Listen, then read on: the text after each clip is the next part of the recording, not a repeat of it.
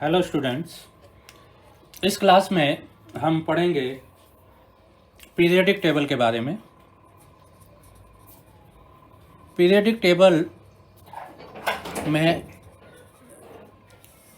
सभी elements classify होते हैं एंड सबसे पहले जो है मेंडेलीव ने अपनी पीरियोडिक टेबल बनाई और उसने अपनी पीरियोडिक टेबल में एलिमेंट्स को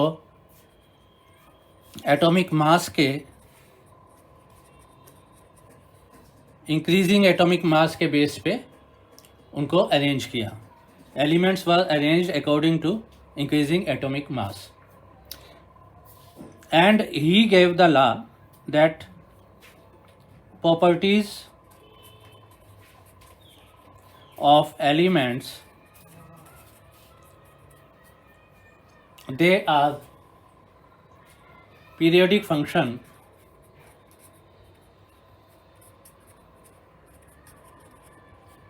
of their atomic masses, their atomic mass। तो उसने कहा कि जो एलिमेंट्स की प्रॉपर्टीज़ हैं, केमिकल हो चाहे फिजिकल प्रॉपर्टीज़ हो, दे चेंज, वो उनके एटॉमिक मास के हिसाब से चेंज होती है। तो that was the Mendeleev law. But then came the scientist Henry Moseley. Henry Moseley ने क्या देखा कि जब एक्सरे स्पेक्ट्रम का जो फ्रीक्वेंसी है, frequency of X-ray versus atomic mass, उसने ग्राफ प्लॉट किया तो देखा it was not a straight line, it was not a straight line. But जब उसने एक्सरे स्पेक्ट्रम की फ्रीक्वेंसी वर्सेस एटॉमिक नंबर में ग्राफ खींचा तो उसने पाया it was a straight line. तो स्ट्रेट लाइन का मतलब क्या था कि जो प्रॉपर्टीज़ हैं एलिमेंट्स की, that are periodic function of their atomic number. तो उसके बाद जो है मॉडर्न पीरियोडिक लॉ आया, मॉडर्न पीरियोडिक लॉ। तो उसमें ये बताया गया कि जो प्रॉपर्टीज़ हैं एलिमेंट्स की, केमिकल और physical, chemical and physical properties of elements are periodic function of their atomic number। तो एटॉमिक नंबर के बेस पे जो क्लासिफिकेशन किया उसको हम कहते हैं मॉडर्न पीरियोडिक टेबल। और मॉडर्न पीरियोडिक टेबल की आउटलाइन जो है वो इस तरह से होती है। इनको ग्रुप्स और पीरियड में बांटा गया है। This is the modern periodic table. तो हर एक बॉक्स में एक एक एलिमेंट रखा गया है। There are 118 boxes and how these elements are placed in these boxes वो मैं अभी बताता हूँ। तो ऊपर से नीचे जो है ये कहलाते हैं group. These are groups. This is first group, this is second group, this is third, fourth, fifth, sixth, seventh, eighth, ninth, 10th, 11, 12, then 13, 14, 15, 16, 17 and 18. There are 18 groups in this periodic table. These vertical boxes, they are called groups and horizontal जो लाइनें हैं, boxes हैं, तो they are called period. First period, second period, third, fourth, fifth, sixth, seventh. So there are 7 periods.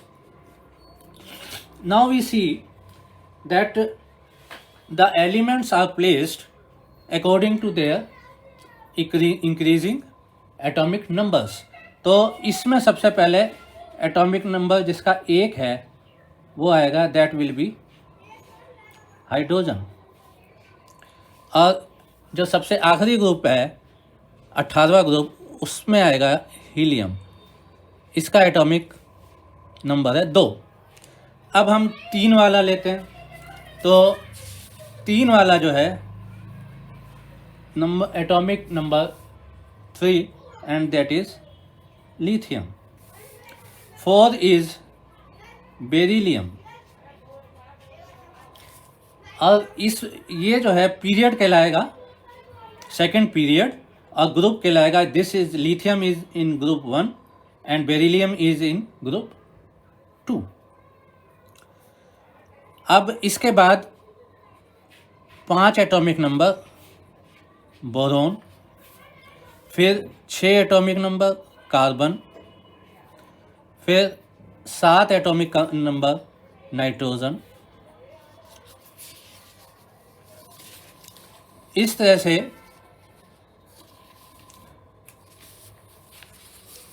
7 atomic number nitrogen, and then 8, 9, 10। 10 is neon. Now these are all the elements are placed according to their atomic numbers।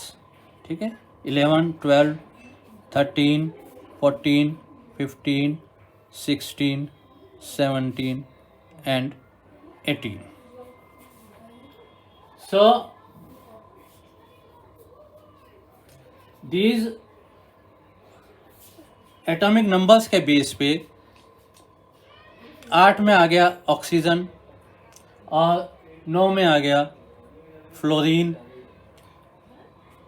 अब 11 में आ गया sodium,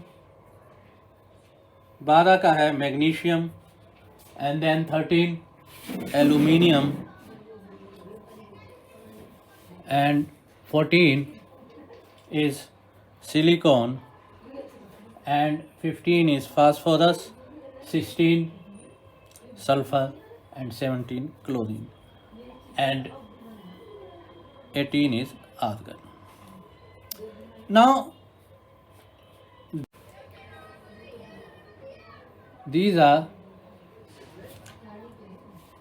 two group, ये जो 2 group हैं,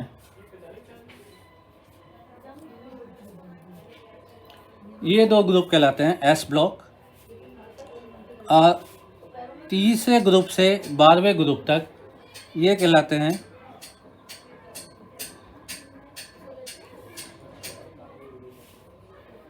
D block,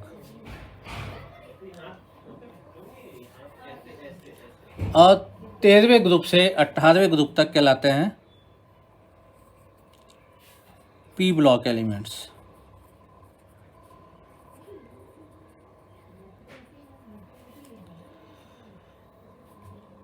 S, P, D, और ये दोनों series हैं एफ ब्लॉक। ये एफ ब्लॉक सीरीज है, तो इनके बारे में हम अलग अलग से पढ़ेंगे। तो सबसे पहले हम आते हैं एस ब्लॉक के एलिमेंट्स पे। एस ब्लॉक में सबसे पहले है hydrogen, lithium, sodium, potassium, radium. इस तरह से जो हैं ये 7 जो हैं पहले ग्रुप में आते हैं। इनको कहते हैं हम alkali metals.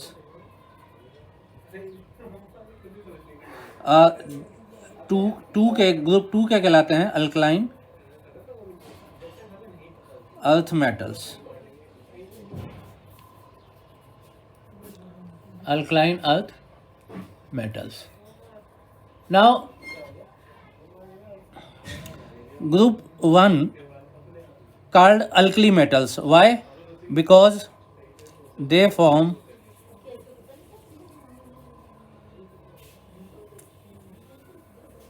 Hydroxide with water. तो ये बहुत ही रिएक्टिव होते हैं क्योंकि इनके आउटर मोस्ट ऑर्बिट में एस ब्लॉक ऑर्बिट में ओनली 1 इलेक्ट्रॉन इज देयर, तो they can easily lose 1 electron to form cation. जैसे ये सोडियम है तो sodium will lose 1 electron and it will form cation.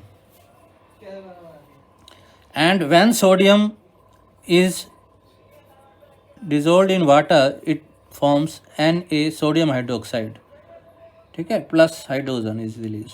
तो ये जो अल्कली जो बनते हैं वाटर के साथ, इसलिए इनको हम कहते हैं alkali metals. They are very reactive because it is very easy for the 1s electron, for the element to lose 1 electron from 1s orbital, ठीक है। तो ये कैटायन बन जाते हैं। कैटायन बनने के बाद दे आर very reactive,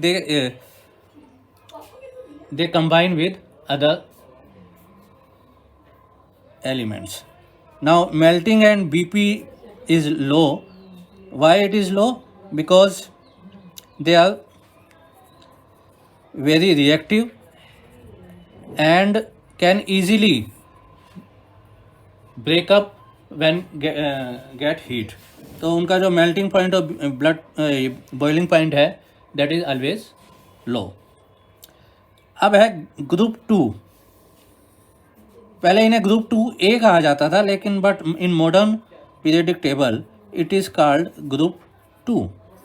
अब ये 1A और 2A ये ऑब्सोलीट हो गए। अब इनको हटा के हम इसको 1 ग्रुप बोलते हैं, इसको 2 ग्रुप बोलते हैं। तो in older times it was called 1A 2A, but now that tradition is obsolete. Now we call it simply group 2 and this is called group 1. अब group 2 के जो elements हैं they are called alkaline earth metal. Why? Because they are not found in free state. Free state में नहीं मिलते क्योंकि they are very reactive. They are found as oxides. जो group 2 के एलिमेंट्स हैं बेरिलियम, मैग्नीशियम, कैल्शियम, ये सारे जो हैं ये ऑक्साइड्स के रूप में मिलते हैं। और ऑक्साइड जो हैं वो अर्थ के क्रस्ट में, अर्थ के नीचे पाए जाते हैं। तो उन ऑक्साइड से फिर जो है इन मेटल्स को एक्सट्रैक्ट किया जाता है, तो उसका एक अलग से लंबा प्रोसेस होता है। तो ये एक ऑक्साइड्स मिलते हैं अर्थ के क्रस्ट में, इसलिए they are called alkaline earth metal. Water के साथ मिलने पे ये भी अल्कली बनाते हैं, but as they are found as oxides in the earth crust, so they are called alkaline earth metals. They are very reactive because it is very easy for them to form cations by losing electrons. ठीक है। तो जैसे Ca calcium है, calcium जो है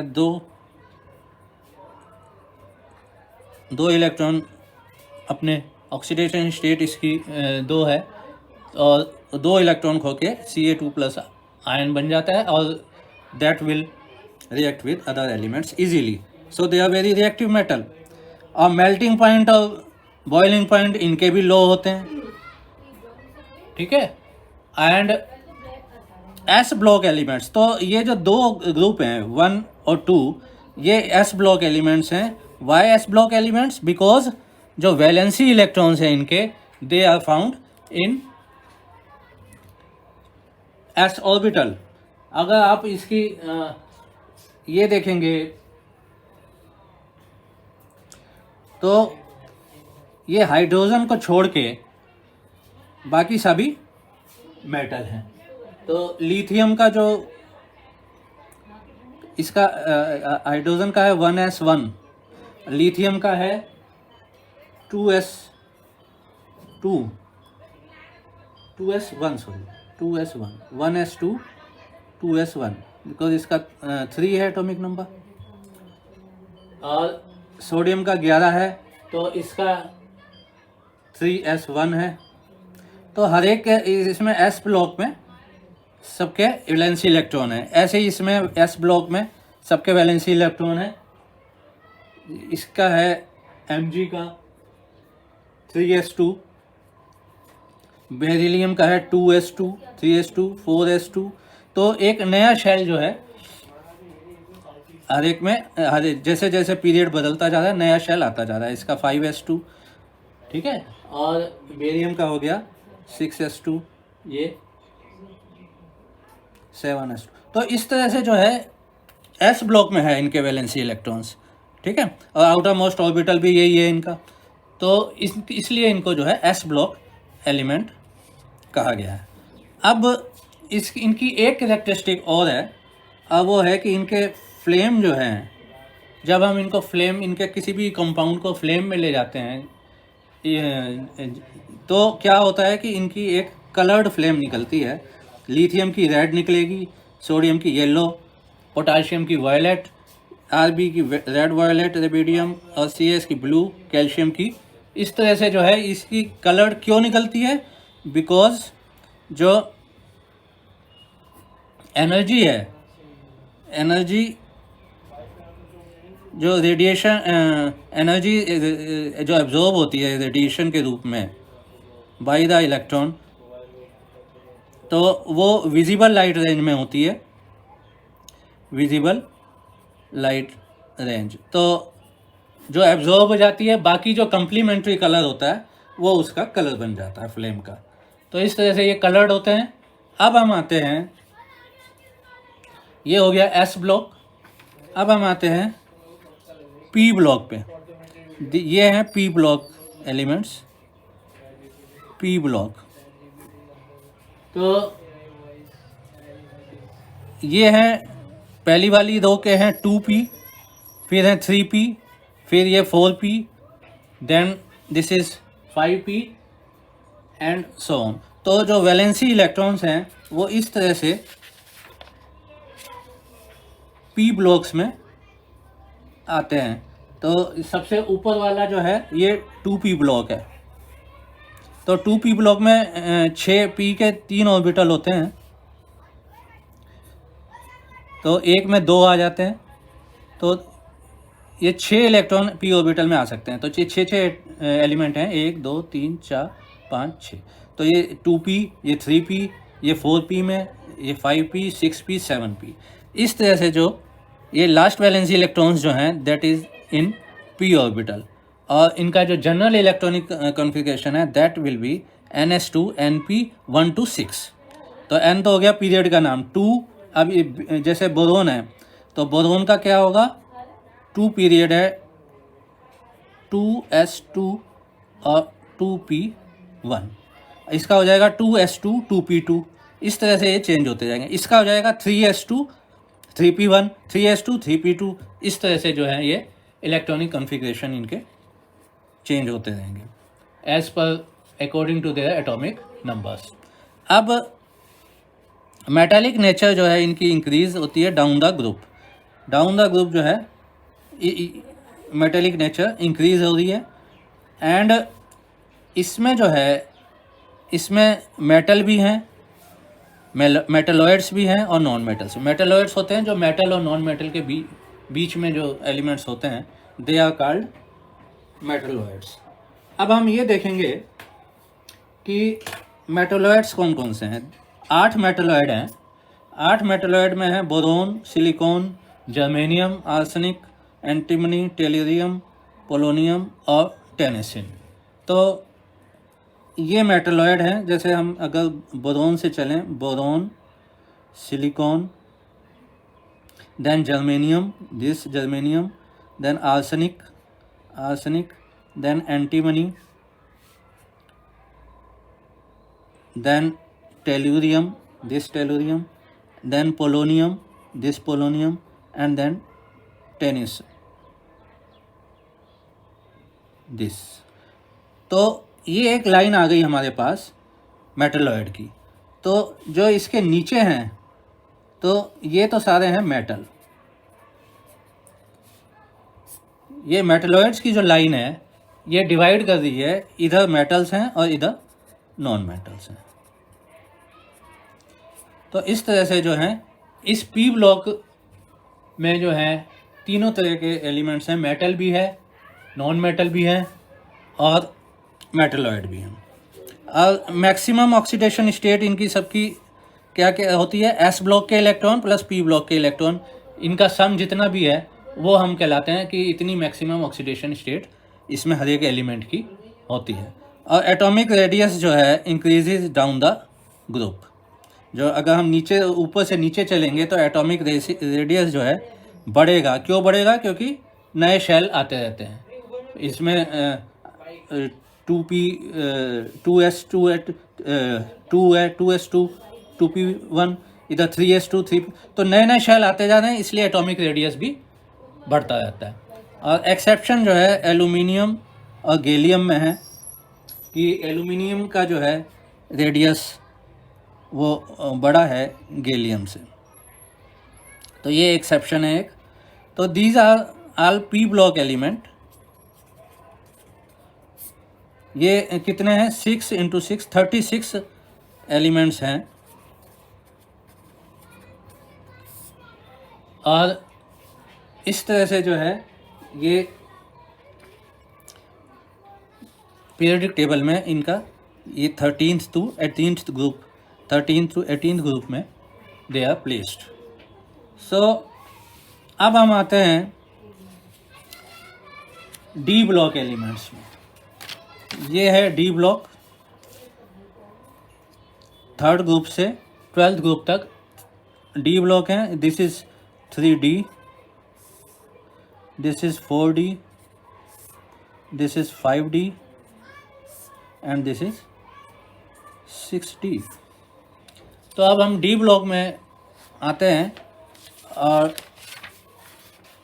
ये हैं D block के एलिमेंट्स।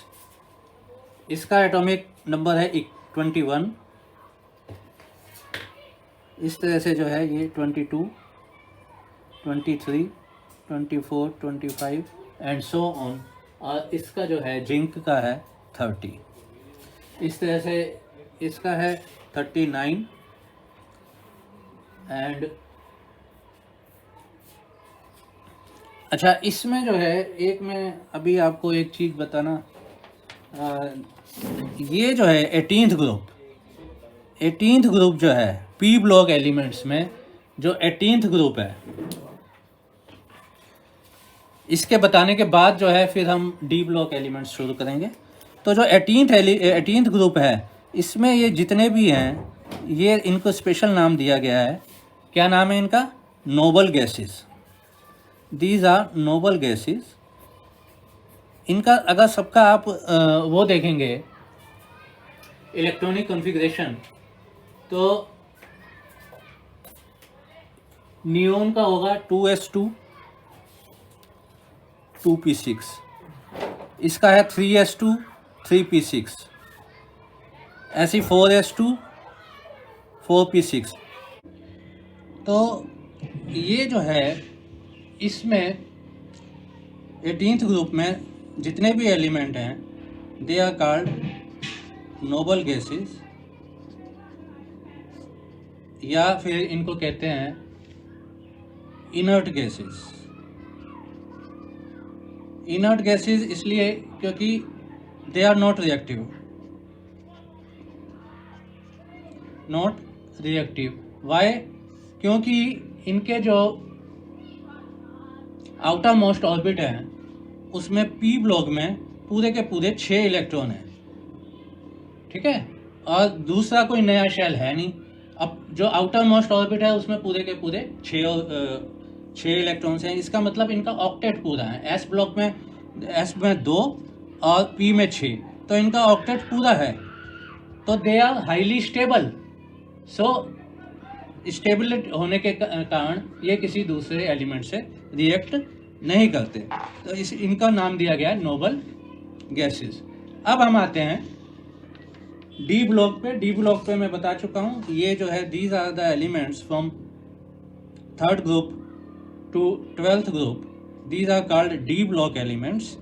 इसमें जो है जो वैलेंसी इलेक्ट्रॉन्स हैं वो डी ब्लॉक में होते हैं। तो इसके वैलेंसी इलेक्ट्रॉन डी ऑर्बिटल में होते हैं तो 4 सबशेल होते हैं S P D F. S block के एलिमेंट हमने पढ़ लिए, पी के हमने पढ़ लिए, अब हम पढ़ेंगे डी ब्लॉक के एलिमेंट। तो डी ब्लॉक के एलिमेंट इस तरह से हैं, ये डी ब्लॉक के एलिमेंट्स। तो इसमें इस तरह से ये एटॉमिक नंबर बढ़ रहा है, और इसमें डी ब्लॉक में ये है 3D1 4s2,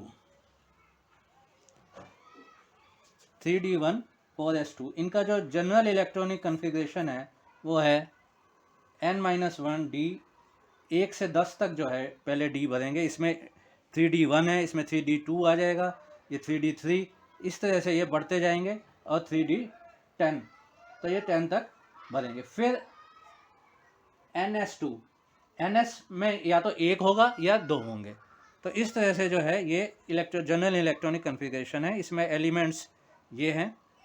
अच्छा, अब इसमें जो है एक इम्पोर्टेंट चीज़ जो मैं बताना चाहता हूँ वो ये है कि इसमें इसका एटॉमिक नंबर है 57, ये लेंथेनाइड कहलाता है, ये एक्टिनाइड है। एक्टिनाइड का है 89, और ये जो नेक्स्ट एलिमेंट है HF का एटॉमिक नंबर है 72, और RF का है 104। अब आप कहेंगे कि इनके बीच के एलिमेंट कहाँ गए? इनके बीच के एलिमेंट जो हैं वो उनकी अलग सीरीज़ बना दी। ये LA57, AC89, इनकी अलग सीरीज़ बना गई 14 एलिमेंट्स, जिसमें है हर एक में ये 14 एलिमेंट्स, इनको निकाल के CE से LU तक ये 14 एलिमेंट्स हैं, और ये नीचे वाले 14 एलिमेंट्स हैं। तो ये 2 सीरीज़ अलग से बनाई गई। इसको ऊपर नाम दिया गया लेंथेनॉइड्स या लेंथेनाइड सीरीज़। ठीक है, ये सारे एलिमेंट लेंथेनॉइड या लेंथेनाइड सीरीज़ के हैं। ये हैं एक्टिनाइड सीरीज़ या एक्टिनॉइड। तो these are F block, because ये डी ब्लॉक में नहीं रख सकते थे, बिकॉज इसमें जो हैं इलेक्ट्रॉन्स, आउटर मोस्ट ऑर्बिट के electrons, they are coming in f block. So इनको डी ब्लॉक में नहीं रखा जा सकता था, इसलिए इनको डी ब्लॉक से हटा के एक अलग से सीरीज़ बनाई गई, जो कि लेंथेनाइड सीरीज़ और एक्टिनाइड सीरीज़ कहलाती है। अब ये डी ब्लॉक एलिमेंट्स में इनको हम ट्रांजिशन एलिमेंट्स भी कहते हैं, बिकॉज वाई ट्रांजिशन एलिमेंट्स किस लिए कहते हैं? क्योंकि ये जो है मेटल से नॉन मेटल्स की तरफ ट्रांजिट हो रहे हैं, या एस ब्लॉक से पी ब्लॉक की तरफ ट्रांजिट करते हैं, तो ये ट्रांजिशन एलिमेंट्स कहलाते हैं। और एफ ब्लॉक को कहते हैं हम इनर ट्रांजिशन एलिमेंट्स। तो दीज आर एफ ब्लॉक। और लेंथेनॉइड का जो जनरल इलेक्ट्रॉनिक कन्फिग्रेशन है that is 4FN, where N is the period. Okay, N is period. इसमें इसका CE का होगा, CE का 4F2। इसमें ये सारे जो जितने भी हैं 14 एलिमेंट्स, ये हैं 4F के, और नीचे वाले जो एक्टिनॉइड्स हैं ये हैं 5F सीरीज़ के। तो इसका है 4S2 CE का, और PR का है 4F3, 5D0 एंड 5D0 और 6X2। इस तरह से जो है ये चलते हैं, F में जो है बढ़ते जाते हैं, 4F4 हो जाएगा, फिर ऐसे ही इसमें 5F की सीरीज़ है ये। तो इस तरह से जो है ये F ब्लॉक एलिमेंट्स कहलाते हैं। अब हम इसका ट्रेंड्स ऑफ प्रॉपर्टीज़ पढ़ेंगे कि प्रॉपर्टीज़ का ये जो हमने अभी पढ़ी, तो जो फिज़िकल प्रॉपर्टीज़ हैं उनका क्या इसमें ट्रेंड है, किस तरह से वो घटते बढ़ते हैं। तो सबसे पहले हम पढ़ेंगे एटॉमिक रेडियस। एटॉमिक रेडियस जो है डाउन द ग्रुप अगर हम देखें, डाउन द ग्रुप जो है एटॉमिक रेडियस इंक्रीज करता है। क्यों? क्योंकि due to new shell introducing 1s2 2s2 इस तरह से 3s2 देन नीचे फिर 4s2। तो इस तरह से जो ये नए शेल इंट्रोड्यूस हो रहे हैं इनकी वजह से जो न्यूक्लियस के चारों तरफ जो इलेक्ट्रॉन्स का जो स्पेस है वो गोज ऑन इंक्रीजिंग और उसकी वजह से एटॉमिक रेडियस जो है डाउन द ग्रुप बढ़ता है। But across the period from left to right it decreases. Why? Because left to right क्या होता है कि नो न्यू शेल या orbital, but electrons atomic number is increasing, Z is increasing and hence nuclear charge जो है वो भी increase हो रहा है एटॉमिक नंबर के साथ। तो जैसे जैसे न्यूक्लियर चार्ज बढ़ेगा वैसे वैसे जो इलेक्ट्रॉन्स का जो ऑर्बिटल्स हैं उस पर जो उसकी अट्रैक्शन फोर्स है वो भी बढ़ेगी। तो एटम के ऊपर क्या असर पड़ेगा? एटम के ऊपर असर ये पड़ेगा कि एटम जो है न्यूक्लियस के ज़्यादा पास आ जाएगा because of force of attraction by the nucleus. So जो अक्रॉस द पीरियड जो है left to right atomic radius जो है डिक्रीज होगा। Okay, is that right? Now we come to ionic radius. Ionic radius जो है एनायन जो है, जैसे दिस इज एनायन, फ्लोरीन का एनायन है और ये फ्लोरीन का एटम है। तो एनायन जो है ये बड़ा होता है एटम से, जो उसका पेरेंट एटम है उससे बड़ा होता है। अब इसमें देखिए फ्लोरीन का जो एनायन है इसका साइज है 136 पिकोमीटर। अभी पिकोमीटर के बराबर होता है 10⁻⁻12 metre. This is equal to 1 picometre. तो इस तरह से जो है ये इसका 136 पिकोमीटर है और इसका 64 पिकोमीटर है। तो जो एनायन है उसका साइज बड़ा है। क्यों? और जो कैटायन होता है जिस पर पॉजिटिव चार्ज है, जिसने एक इलेक्ट्रॉन लूज कर दिया है, कुछ इलेक्ट्रॉन लूज कर दिए हैं, तो उसका जो है पेरेंट एटम से कम होता है साइज। तो ये भी वाई, कैन यू टेल? अब हम देखते हैं कि जो एनायन है उसमें एक इलेक्ट्रॉन जुड़ गया तो इलेक्ट्रॉन्स, नंबर ऑफ इलेक्ट्रॉन्स जो हैं वो बढ़ गए। नंबर ऑफ इलेक्ट्रॉन्स बढ़ने से क्या होगा?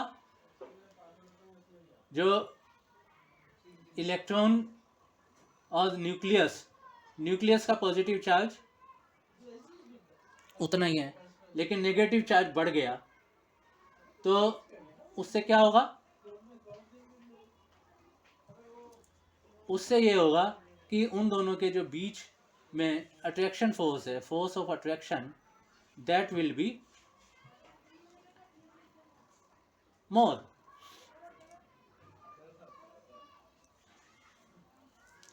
और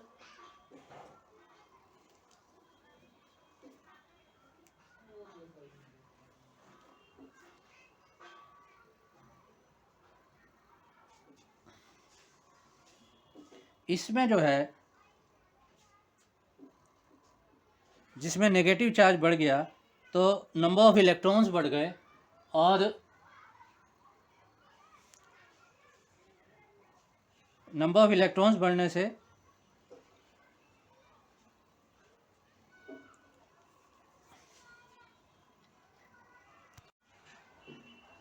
इसमें ये एनायन है, इसका है 136 पिकोमीटर और ये एटम है फ्लोरीन का एटम, इसका 64 पिकोमीटर। तो एनायन का ज़्यादा क्यों है? क्योंकि एटॉमिक एनायन का रेडियस ज़्यादा क्यों है पेरेंट एटम से? क्योंकि एनायन में नंबर ऑफ इलेक्ट्रॉन्स ज़्यादा हैं और नंबर ऑफ इलेक्ट्रॉन्स ज़्यादा होने की वजह से इसमें net repulsion force between electrons ये ज़्यादा है, और इतना ज़्यादा है कि जो न्यूक्लियस की जो अट्रैक्टिव फोर्स है वो उसको सुपर इम्पोज हो जाता है, उसको जो है उस पर हावी हो जाता है। इसलिए जो इलेक्ट्रॉन का नेट रिपल्शन फोर्स है वो इफ़ेक्टिव ज़्यादा हो जाता है, और इससे जो है एटम एक्सपेंड कर जाता है। और इसमें क्या है, नंबर ऑफ इलेक्ट्रॉन्स जो हैं वो डिक्रीज़ हो गए। इलेक्ट्रॉन्स डिक्रीज़ होने की वजह से जो नेट रिपल्सिव फोर्स है, ये है कैटायन के केस में। ये देख रहे हैं आप, कैटायन का जो है Na+ आयन का जो साइज है वो 95 पिकोमीटर है, लेकिन जबकि पेरेंट एटम का साइज ज़्यादा है। तो कैटायन के केस में नंबर ऑफ इलेक्ट्रॉन्स कम हो जाते हैं, तो नेट रिपल्सिव फोर्स जो है बिटवीन इलेक्ट्रॉन्स वो भी डिक्रीज़ हो जाती है, और डिक्रीज़ होने की वजह से एटम जो है न्यूक्लियस की तरफ श्रिंक कर जाता है। और न्यूक्लियर फोर्स इसमें जो है, न्यूक्लियर फोर्स अट्रैक्शन जो है उसका इफेक्टिव न्यूक्लियर फोर्स जो है वो बढ़ जाती है, तो जिसकी वजह से जो है कैटायन का जो साइज है वो छोटा हो जाता है। तो ये था ट्रेंड। अब हम आते हैं आयनाइजेशन एंथैल्पी। आयनाइजेशन एंथैल्पी का ट्रेंड क्या होता है, इसमें जो है इसकी डेफिनेशन अगर हम देखें तो इसकी डेफिनेशन है energy required to remove an electron from a atom. तो ये एक एटम है। अब हम देखेंगे आयनाइजेशन एंथैल्पी जो प्रॉपर्टी है उसका पीरियोडिक टेबल में क्या ट्रेंड है। तो सबसे पहले हम देखेंगे कि आयनाइजेशन एंथैल्पी क्या होती है। This is the energy required to remove an electron from an atom. किसी भी एटम में से इलेक्ट्रॉन को निकालने के लिए हमें एनर्जी देनी पड़ती है। तो इसकी रिएक्टेंट जो एटम की एनर्जी है वो हमेशा जो है वो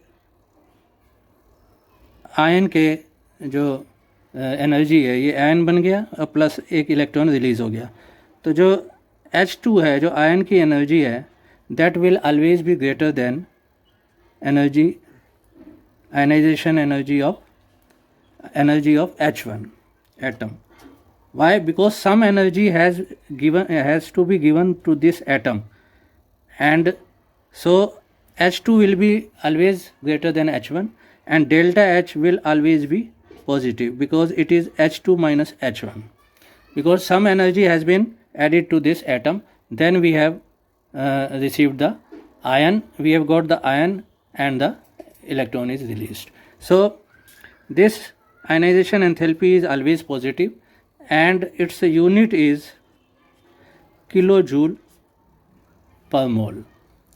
Now ionization enthalpy, if we see the trend in periodic table, then we say that down the group the ionization enthalpy decreases. As we go from up to down, the ionization enthalpy of the elements that decreases.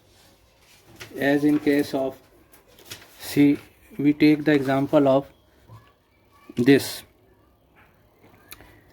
or we can take a S block element, that is, in S block elements, if lithium ionization enthalpy of lithium is down the group decreasing, is less than sodium, then it is less than potassium, because down the group it is decreasing. And across a period, as we go from left to right, then the ionization enthalpy increases. So down the group it is decreasing. Why? There are two factors, that attraction of electrons towards nucleus and repulsion of electrons with each other. See, if we draw a graph between ionization enthalpy and atomic number, then we get a zigzag like this. And here the alkali metals are at minima, and noble gases, these all are noble gases. Noble gases are maxima.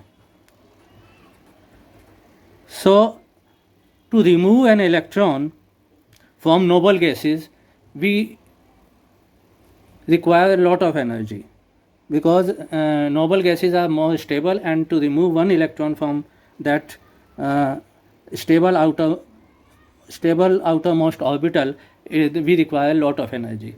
So ionization enthalpy is high.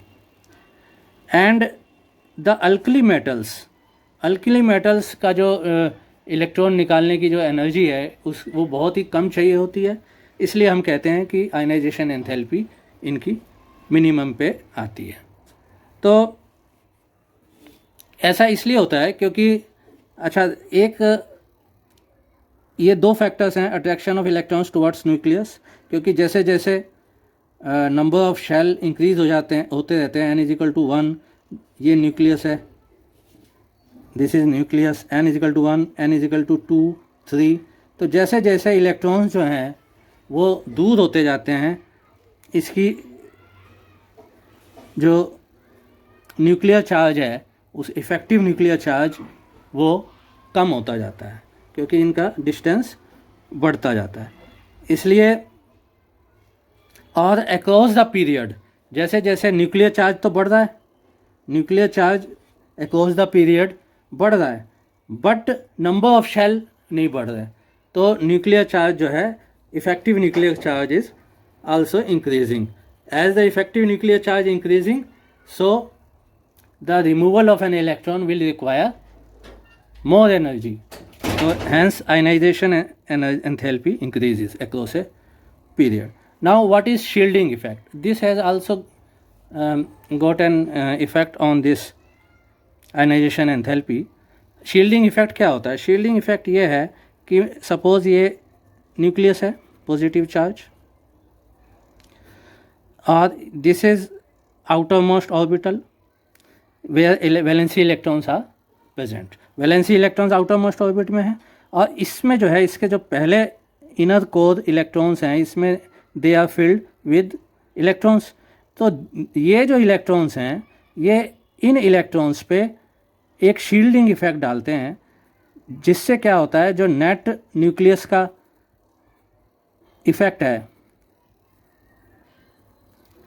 Net nucleus effect on these valency electrons, वो जो है decrease हो जाता है, due to ये shield करते हैं, उनको बचाते हैं न्यूक्लियस के अट्रैक्शन फोर्स से. तो इस वजह से भी जैसे जैसे नए शेल आते रहते हैं across the down the group, वैसे वैसे आयनाइजेशन एंथैल्पी जो है वो डिक्रीज़ होती रहती है. तो ये ऐसे इस हिसाब से जो है शील्डिंग इफेक्ट आयनाइजेशन एंथैल्पी पे असर डालता है.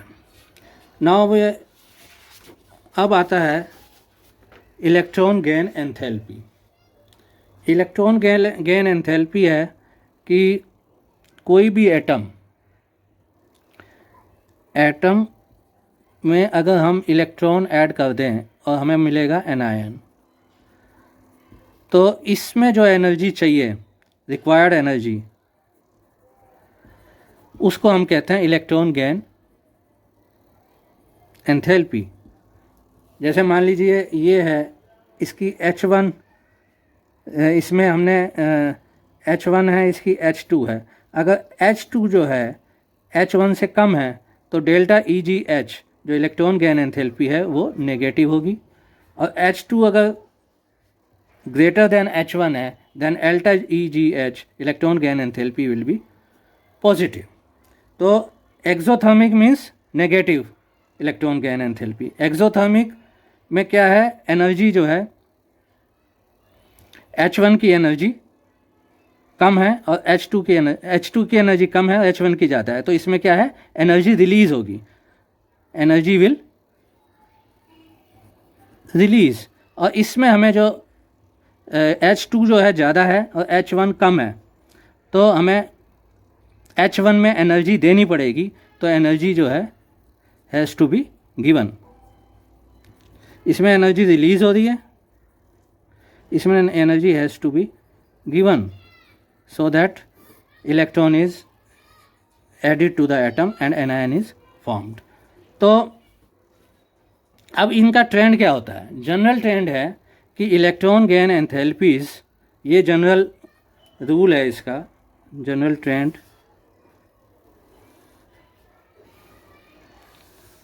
ये आप सबको याद रखना है कि electron gain enthalpies have large negative values in upper right of periodic table proceeding to noble gases। अब सी, जो नोबल गैसेस से पहले के, ये नोबल गैसेस हैं, नोबल गैसेस से जो पहले के एलिमेंट्स हैं उनकी इलेक्ट्रॉन गेन एंथैल्पी नेगेटिव होती है। नेगेटिव का मतलब है energy is release when an electron is added to the atom. और नोबल गैसेस की जो है पॉजिटिव होती है। देखिए नियोन की जो है electron gain enthalpy 116 kilo joule per mole है, नियोन की 116, इट इज़ हाईली पॉजिटिव। क्यों? क्योंकि हमें बहुत एनर्जी चाहिए होती है, energy has to be given to the neon atom so that it can accept one additional electron to form Ne ion। So it is very difficult and very high energy is required to add the electron to neon। तो energy जितनी ज़्यादा चाहिए होगी उतनी ही ज़्यादा वो positive value होगी, और जितनी एनर्जी ज़्यादा निकलेगी उतनी ही वो। अब ये देखिए, ये फ्लोरीन है which is on the upper right of the periodic table, तो इसकी देखिए कितनी नेगेटिव है, 328 -328 किलो जूल पर मोल, ये इलेक्ट्रॉन गेन एंथैल्पी है। तो ये कितनी नेगेटिव है? क्यों? क्योंकि ये it can easily accept the electron और energy is released. So they are fluorine, chlorine, bromine, they are highly reactive because they can easily accept the electron। Why they accept the electron? Because you see that they have 2p7, 3p7, इनके 2p5, 3p5, तो इधर s2। तो अगर ये एक electron ले लेंगे तो इनका जो है नोबल गैस कन्फिग्रेशन हो जाएगा 2s2 2p6। तो नोबल गैस कन्फिग्रेशन हो गया, तो इस वजह से जो है ये 8 ऑक्टेट पूरा हो गया, तो दिस इज़ मोर स्टेबल। तो ड्यू टू दिस स्टेबिलिटी जो एक इलेक्ट्रॉन है that is easily taken by the 17th group elements, and उनकी जो है हम कहते हैं कि उनकी जो इलेक्ट्रॉन गेन एंथैल्पी है वो बहुत नेगेटिव है। Now we come to the other property that is electronegativity. तो पहले हम देखेंगे कि इलेक्ट्रोनेगेटिविटी की डेफिनेशन क्या है। This is the ability of an atom to attract shared electrons in a compound। See, if a compound is covalent compound,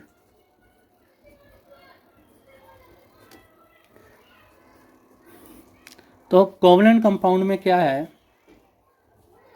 कि मान लीजिए ये A है, ये B है, और ये एक शेयर्ड इलेक्ट्रॉन्स हैं विच ये कोवलेंट बॉन्ड है। तो ए का जो न्यूक्लियस है पॉजिटिव चार्ज, बी का भी न्यूक्लियस पॉजिटिव चार्ज, ए का न्यूक्लियस इसको अपनी तरफ अट्रैक्ट करेगा और बी का न्यूक्लियस अपनी तरफ अट्रैक्ट करेगा।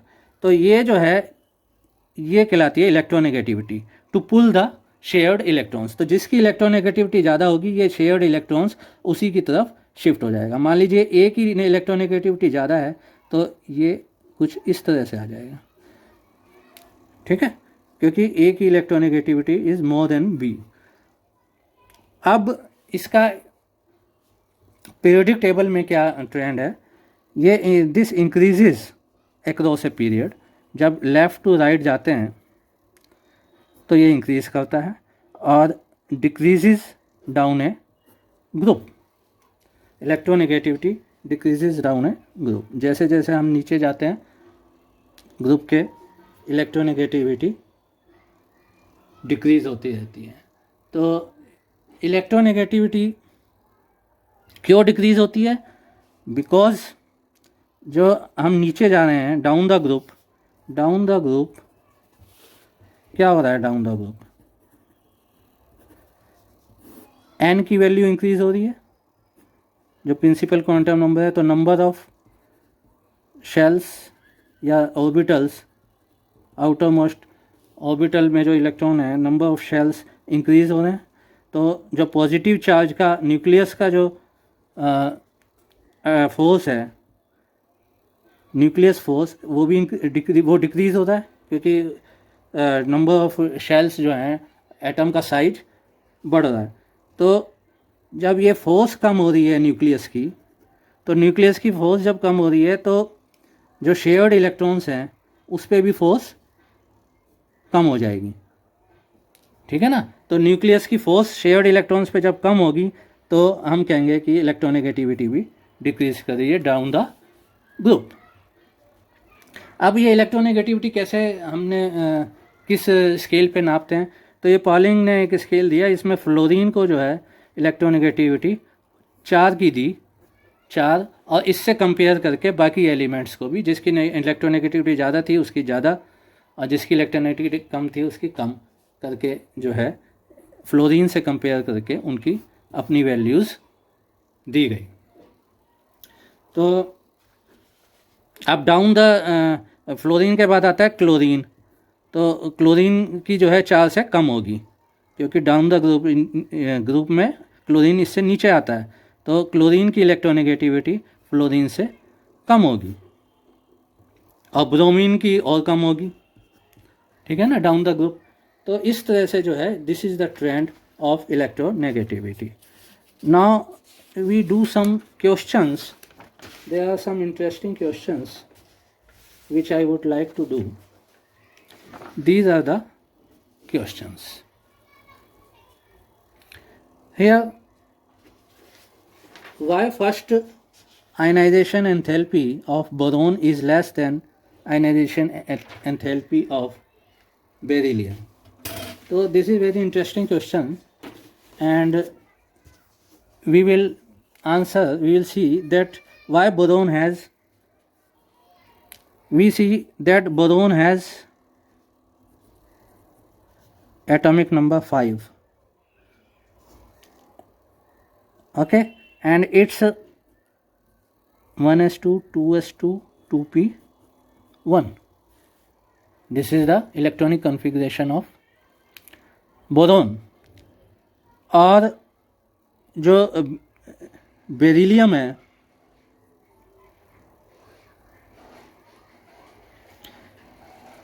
उसकी है 1s2 2s2। तो आयनाइजेशन एंथैल्पी क्या है? जब electron to remove the electron, तो इसमें से जब एक इलेक्ट्रॉन रिमूव करेगा तो ये p ऑर्बिटल से करेगा और इसमें जो है s ऑर्बिटल से करेगा। तो s ऑर्बिटल जो है, जो न्यूक्लियस के ज़्यादा पास है, इसमें से एक इलेक्ट्रॉन निकालना विल रिक्वायर मोर एनर्जी। तो इसलिए हम कहते हैं कि बेरिलियम की जो आयनाइजेशन एंथैल्पी है वो ज़्यादा है और बोरोन की कम है। Is that clear? Now we come to second question, that why first ionization enthalpy of oxygen is less than ionization energy of nitrogen. See, nitrogen की इलेक्ट्रॉनिक कन्फिग्रेशन है 1s2 2s2 2p3, क्योंकि इसका atomic number होता है 7। Oxygen का होता है atomic number 8, 1s2 2s2 2p4। अब इसका अगर हम नाइट्रोजन का देखें तो p में 3 ऑर्बिटल है, तो हर एक में एक एक इलेक्ट्रॉन है। और ऑक्सीजन का p का अगर अरेंजमेंट देखें तो 1 2 3 और 4 इलेक्ट्रॉन है, तो चौथा इलेक्ट्रॉन जो है इस वाले उसमें पेयर्ड अप है। अब यहाँ से इलेक्ट्रॉन एक रिमूव करना वो इजी है। वाई? क्योंकि यहाँ पे इलेक्ट्रॉन इलेक्ट्रॉन रिपल्शन है, तो ये it is more unstable, hence removal of this electron is more easy. तो इसमें एनर्जी जो है लेस एनर्जी रिक्वायर्ड, इसलिए जो आयनाइजेशन है एनर्जी ऑफ ऑक्सीजन है वो कम है, लेस है। और जबकि हम इसमें से अगर कोई इलेक्ट्रॉन निकालेंगे दिस इज स्टेबल, क्योंकि there is no electron electron repulsion. Electron electron repulsion इसमें है नहीं, इलेक्ट्रॉन एक एक ऑर्बिटल में एक एक सिंगली ऑक्यूपाइड है। इसलिए हम कहते हैं कि ऑक्सीजन की जो है energy less energy is required, क्योंकि इसका इलेक्ट्रॉन रिमूवल ईजी है। अब थर्ड क्वेश्चन है that why group 17 elements have very high negative electron gain enthalpy. ये तो हमने अभी किया है। देखिए फ्लोरीन है 17th ग्रुप में, फ्लोरीन है, देन क्लोरीन है, आयोडीन है, ब्रोमीन है। तो फ्लोरीन का होता है 1s2 2s2 2p5, तो हर एक में इसमें 3p5 आता है, इसमें 4p5 आता है, इसमें 5p5 आता है। तो हर एक के जो p ऑर्बिटल में एक इलेक्ट्रॉन कम है स्टेबल कॉन्फ़िगरेशन से। ऑक्टेट पूरा करने के लिए या नोबल गैस कॉन्फ़िगरेशन के लिए एक इलेक्ट्रॉन कम है, तो गेनिंग 1 इलेक्ट्रॉन जो है is preferred, it is more easy, क्योंकि बाय गेनिंग इलेक्ट्रॉन ये क्या हो जाएगा 1s2 2s2 2p6, तो ये नोबल गैस कॉन्फ़िगरेशन है विच इज़ मोर स्टेबल, तो it is very preferred and it gaining 1 electron is more easy. तो इसलिए हम कहते हैं कि जो 17th एलिमेंट हैं उनकी negative very high negative electron gain enthalpy है। ठीक है। Now the fourth question is why electron gain enthalpy of oxygen and fluorine is less negative than that of succeeding element. See, oxygen और fluorine and then इसका जो succeeding element है that is sulfur या chlorine। Sulphur या chlorine से जो है इनकी लेस नेगेटिव है। क्यों? बिकॉज इसमें जो है अगर हम एक इलेक्ट्रॉन ऐड करते हैं, electron gain enthalpy added 1 electron, तो इसमें जो है इसमें जाएगा ऑक्सीजन और फ्लोरीन में इसमें जाएगा n is equal to second sub shell में, सेकेंड शेल में जाएगा n इज इक्वल टू 2, जो quantum number primary quantum number है, principal quantum number n is equal to 2 में जाएगा, और जो सक्सीडिंग है उसमें n इज इक्वल टू 3 में जाएगा। तो इसमें जो है n इज इक्वल टू 2 में जाने की वजह से इसमें जो इलेक्ट्रॉन रिपल्शन है